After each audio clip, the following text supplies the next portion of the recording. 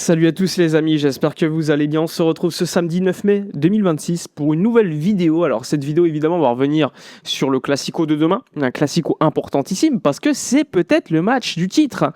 T'es au Spotify Camp Nou et tu affrontes ton rival historique, le Real Madrid, qui est dans un contexte complètement dingue. Donc dans cette vidéo on va revenir sur toutes les dernières actualités avec Flick et sa conférence de presse qui a eu lieu tout à l'heure là, à 13h. On va revenir sur les déclarations du coach. Il y a aussi eu la conférence de presse Alvaro Arbeloa un peu plus tôt vers 11h. Bref, on va faire un petit résumé. On va parler aussi de Robert Lewandowski puisqu'hier soir, on a eu un update des médias polonais mais également de la Cadena Ser. Donc on va parler de tous ces sujets.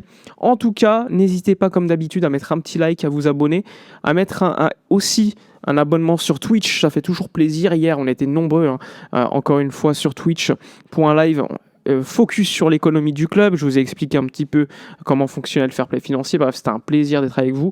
J'espère que ce type de live vous a plu. Demain, on sera évidemment en live de nouveau pour l'avant-match, pour le match du titre.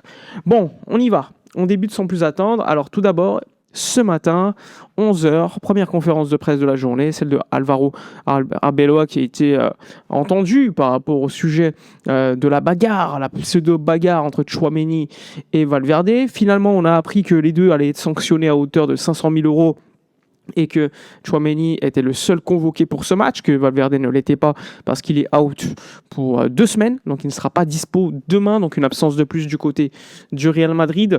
Mbappé s'est entraîné avec le groupe, il a participé à l'intégralité du groupe, de l'entraînement de groupe avec le Real Madrid, il devrait être bien présent. Alors titulaire ou pas, c'est un vrai questionnement, mais le Barça n'en a que faire parce que le Barça se focus sur soi-même, comme l'a expliqué Flick en conf de presse. Arbeloa a expliqué qu'il y avait bien une taupe dans le vestiaire du Real Madrid et que c'était une trahison évidemment auprès de l'institution Madrid. Évidemment, nous, en tant que supporters à Blaugrana, on se régale, on se délecte, on voit un petit peu la Maison Blanche être dans une situation calamiteuse et ça fait toujours plaisir. En plus, il y a la Saison Blanche, ça va très bien avec leur nom. Saison Blanche, eh bien, Maison Blanche, ça fonctionne du tonnerre et on voit que c'est une calamité la gestion qu'il y a dans leur club. Et en ce sens, pour calmer tout ça, ils amènent José Mourinho probablement pour l'été prochain. Donc ça va être le feu, ça va être extraordinaire, on va s'éclater. Peut-être qu'il va réussir à faire des petits miracles, mais en tout cas, ça va être plaisant. Il y aura un peu plus d'action pendant les conférences de presse, et ça pourrait être très excitant. Arbeloa qui évidemment a mis l'accent sur le fait que le Real Madrid devait essayer de gagner, parce que perdre la Liga au Spotify Camp Nou face à une équipe qu'il a dit très régulière, extraordinaire en Liga, bah forcément ça donne une mauvaise image. Le Barça va tout faire pour gagner. Flick l'a évoqué tout à l'heure en conf de presse à 13h. Il a expliqué que l'ego pouvait tuer le succès et qu'aujourd'hui c'est l'équipe qui passe avant toutes les individualités. Il a expliqué aussi que ça peut arriver qu'il y ait des bagarres dans un vestiaire, enfin des bagarres. Il a expliqué qu'il peut y avoir on va dire des joueurs qui ne s'entendent pas pour autant. Il faut toujours régler ça par de la communication plutôt que de la bagarre, et surtout c'est pas normal que ça soit sorti dans la presse. Donc ça c'était un petit peu amusant. D'ailleurs Arbeloa tout à l'heure il a dit moi j'ai déjà vu dans le vestiaire un mec qui s'est fait frapper avec un club de golf et que c'était pas sorti. Et là il parlait de l'époque Liverpool avec John Arne Riise, ancien joueur de Liverpool, qui s'était fait frapper par Bellamy en 2007 avant de jouer contre le Barça au Spotify Camp Nou à l'époque. Et Bellamy avait marqué d'ailleurs, il avait fait une célébration en mode il tirait une balle de golf. Donc c'était assez dingue, mais la justification était éclatée. C'est pas parce que c'est déjà arrivé que forcément c'est normal dans un vestiaire de se battre avec un coéquipier et qu'il y en a un qui tombe dans les pommes et qui aille à l'hôpital. Mais bon, assez ridicule cette déclaration de la part d'Arbeloa. Mais pour revenir à ce que dit Flick, il a expliqué qu'il avait beaucoup de mal à sélectionner le 11 pour demain parce qu'il estime que ce qu'il a vu lors des 2-3 dernières semaines à l'entraînement, c'est du haut niveau. En match, c'est du haut niveau et qu'il était très content parce que tout le monde était professionnel. Il a mis beaucoup l'accent sur la Masia en disant que ce qui te permettait aussi d'avoir des connexions dans le vestiaire et une très bonne relation, c'est que la majorité des joueurs, ils se connaissent depuis qu'ils ont 11-12 ans, ils jouent ensemble depuis très longtemps, vu qu'ils sont issus du centre de formation. Il y a un amour pour le club qui est hyper naturel et le collectif passe toujours avant tout. Et ça, c'était vachement intéressant de la part de Flick, qui a mis en avant que malgré le fait que ça soit une jeune équipe, eh bien c'est une jeune équipe qui gagne. Deuxième Liga probablement. En Liga, c'est pas quelque chose qui se fait de manière régulière. Il faut savoir que la dernière fois que c'est arrivé, il faut remonter à l'époque Barça où il y avait avait Messi. Sinon, à chaque fois, il y avait une alternance, tantôt le Real, tantôt l'Atlético, tantôt le Barça. Mais 2 saisons de suite, c'était pas arrivé depuis un bon bout de temps.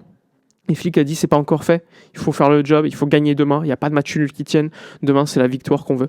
Donc un Flick avec beaucoup d'ambition et beaucoup de volonté. Il y a eu des questions sur Mbappé, ils ont dit Mbappé, vous en pensez quoi des critiques sur le fait qu'on dise que certes il est là, il marque beaucoup de buts, mais son équipe ne gagne pas à cause de lui. Il a dit mais non, mais c'est pas à cause de lui qu'il gagne pas, il marque beaucoup de buts, c'est un des meilleurs dans la surface, moi je le trouve très fort. Donc un Flick qui a voulu un petit peu ne pas, en même temps il va pas dire le contraire, imaginez il dit non mais Mbappé il est éclaté au sol, c'est depuis que son arrivée que ça joue pas au collectif, forcément ça serait très mal vu avant un match et surtout de le dire. Mais puis en plus pour nous ça nous arrange que Mbappé soit présent dans cette équipe du Real Madrid qui déséquilibre un petit peu tout sur le travail défensif. Il va toujours marquer ses buts, on le sait, mais parfois les individualités sont très problématiques lorsque tu as d'autres joueurs qui ont un profil similaire.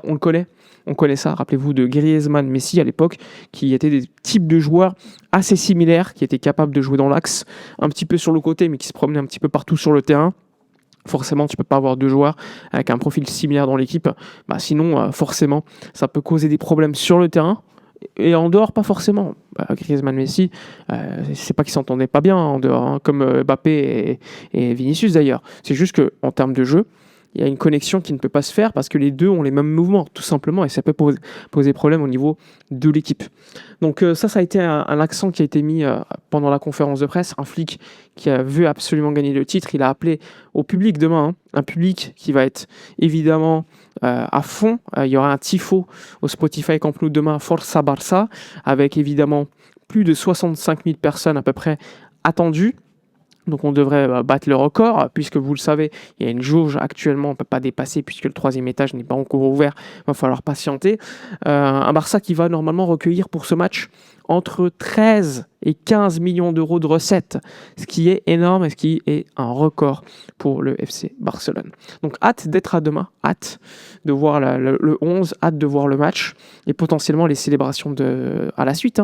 D'ailleurs, demain, je vous l'ai dit, on sera en avant-match en live sur Twitch et YouTube et peut-être après le match, il y a le titre. On sera évidemment en live avec la télévision catalane pour voir les célébrations directement dans le stade, mais également en dehors. Bref, parlons un petit peu de Robert Lewandowski. Lewandowski, vous le savez, en ce moment, Pini Zahavi est à Barcelone. Il y a déjà eu une réunion entre Flick et Zahavi. Il y a une réunion entre Flick et Laporta, il va prolonger, donc pas de problème. Et concernant Lewandowski, il n'y a pas encore eu de réunion entre Lewandowski et son agent, et il n'y a pas eu de réunion entre Deco et Lewandowski. Donc ça, c'est quand même assez important. La seule réunion qu'il y a eu, c'était Zahavi et Laporta, qui ont évidemment probablement évoqué le dossier Robert Lewandowski. Ce qu'on a pu apprendre de la Cadena SER et des médias polonais hier, c'est qu'il n'y a pas encore d'offre écrite, formelle, de la part du Barça pour le joueur polonais. Il y a par contre des offres d'autres clubs. Il y a Chicago Fire en MLS qui propose environ 20 millions d'euros bruts annuel, ce qui fait à peu près 11,5 millions d'euros net. On avait checké hier en live pour voir les salaires proposés là-bas. Il y a aussi probablement un gros intérêt de l'Arabie Saoudite pour Lewandowski. Et sinon, côté Barça, pour l'instant, il n'y a pas eu de proposition formelle, pas de proposition écrite, ce qui ne permet pas à Lewandowski de pouvoir comparer les offres et de choisir. Donc il est en pleine attente. Est-ce que c'est une stratégie du Barça pour dire mon frérot, on va pas te garder, donc essaie de le comprendre, ou est-ce que c'est tout simplement, le Barça n'a pas encore fait cette proposition parce qu'ils ne savent pas le montant qu'ils vont proposer à cause du fair play financier, puisqu'ils ne savent pas la limite salariale dont ils auront en dispo l'été prochain. Il faut patienter un petit peu encore pour ça. Peut-être que c'est ça aussi. En tout cas, Lewandowski veut décider assez rapidement, Flick aussi. Flick veut parler avec le joueur, ils veulent se mettre d'accord un petit peu sur les suites de ce sujet-là. Mais dans le cas où Lewandowski part, il va libérer quasiment 40 millions d'euros annuels entre le salaire et l'amortissement, ce qui est assez dingue. Voilà pour le dossier Robert. Selon les médias, il est plus out que in aujourd'hui. Donc il faudra suivre quand même cela, on ne sait jamais ce qui peut se passer. Mais en tout cas, voilà où on en est, avec une proposition de Chicago aux alentours de 20 millions d'euros bruts, et le Barça qui pourrait offrir à peu près la moitié, 6 millions d'euros nets, donc à peu près 12 bruts. Donc à voir la décision à ce moment-là de la part du clan Lewandowski, sachant qu'à Chicago, il y a une grosse communauté polonaise et il y a déjà eu des réunions avec le président de Chicago, avec Pini Zahavi, donc à voir si ça va avancer les choses. Mais en tout cas, aujourd'hui, Lewandowski est plus out que in du Barça. Voilà pour les infos de la journée. N'hésitez pas dans l'espace commentaire à donner votre avis, à liker, commenter, partager. Abonnez-vous sur YouTube, sur X, mais également sur Twitch. Passez une bonne journée et nous on se retrouve demain. Ciao!